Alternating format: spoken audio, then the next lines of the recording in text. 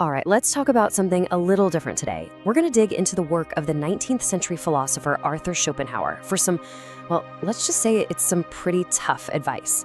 But it's for a problem that feels incredibly modern. How do you keep your sanity in a world that often just feels completely and frustratingly irrational? You know the feeling, right? We've all been there. You're in a conversation, you've got your facts, you've got your logic, and it feels like you're just hitting your head against a brick wall. Why do those kinds of arguments leave you feeling so totally wiped out? And it's such a specific kind of tired, isn't it? It's not just that you disagreed, it's that feeling of being completely drained, like your mental battery is at zero. You laid out this beautiful logical case, and it just went nowhere. You walk away feeling empty. So first up, let's dissect this thing. This exhausting argument that we all know way too well. I mean, you do everything you're supposed to do. You get the facts, you build this airtight, rational case, you explain it clearly. You're basically building a bridge of pure reason, trying to meet them halfway. And what do you get back? Nothing. Just a wall of silence or denial. Or maybe they just changed the subject. It's maddening. Now here's where Schopenhauer comes in and just flips the whole script. We always think, oh, I should have said it differently, or why won't they just listen? But what if the real mistake wasn't in how you argued, but in the fact that you chose to argue at all? To really get this, we've got to look at Schopenhauer's take on human nature itself. And I'll warn you, it's a little pessimistic, but it is powerful. This is really the heart of his whole idea. Okay, so for Schopenhauer, the thing running the show for most people isn't logic. It's something he called the will. Just think of it as this deep, primal, gut-level force. It's totally unconscious, and it's always pushing us towards survival, comfort, and getting what we want. It's not good, it's not bad, it just is. It's a force of nature. And this slide, wow, this lays it out perfectly. On one side, you've got the will, the blind master. It's the fire, the engine, the raw instinct that's driving everything.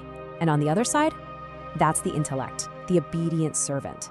See, for most of us, Schopenhauer says our brain isn't the captain of the ship. Nope. It's more like a really smart lawyer that the will keeps on retainer. Its job isn't to find the truth. Its job is to justify what the will already wants. So this is the kicker. When you're arguing with someone and your logic threatens their comfort or a belief that makes them feel safe, you're not actually debating their intellect. You are picking a fight with their will. And that, my friends, is a battle you lose before you even start.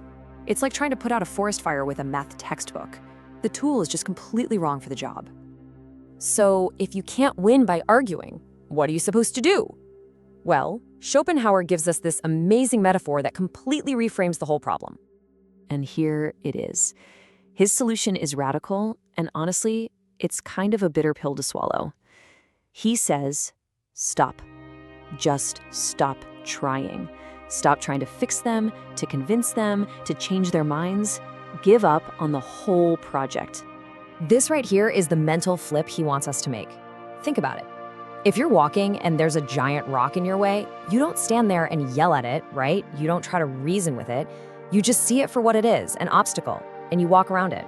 Schopenhauer is saying we need to start treating deep-seated irrationality the exact same way. It's a force of nature. What this means is you have to do a little mental filing. You reclassify that person in your head. They are no longer a peer you can debate with. Instead, they become, well, a subject of study, a specimen. You can look at their behavior with a kind of cool scientific curiosity and just think, interesting. Another example of human nature at work. So what does this actually look like in real life? How do you do it? Let's break it down into a practical toolkit, the art of disengagement.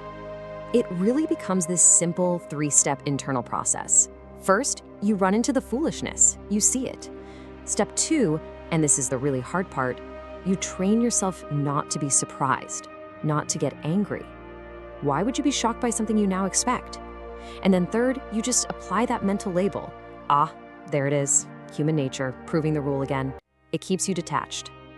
And once you have that mindset, you unlock this whole toolkit. First, strategic silence. Not saying anything isn't weakness, it's the ultimate power move. It's recognizing you can't win and refusing to play. Second, politeness as a mask. Schopenhauer had this great cynical line. He called politeness counterfeit currency. It's not real, but you use it to make social transactions go smoothly. And finally, you learn to protect your best ideas. Don't just hand them over to people who are only going to mock them or ignore them. Because at the end of the day, this is all about protecting yourself. Think of your mental energy like a phone battery. It's finite. Every single pointless argument is you plugging your phone into someone else's device and letting them drain your power. Why would you do that? Now, adopting this philosophy, it has some really big consequences. It offers an incredible reward, but it definitely comes with a cost. The reward is amazing. Peace, tranquility. You stop getting pulled into these miserable, draining fights. But the cost is a kind of loneliness, an intellectual solitude. You start to realize you just can't connect with everybody on that deep, rational level. And Schopenhauer leaves us with this incredible image to really hammer it home.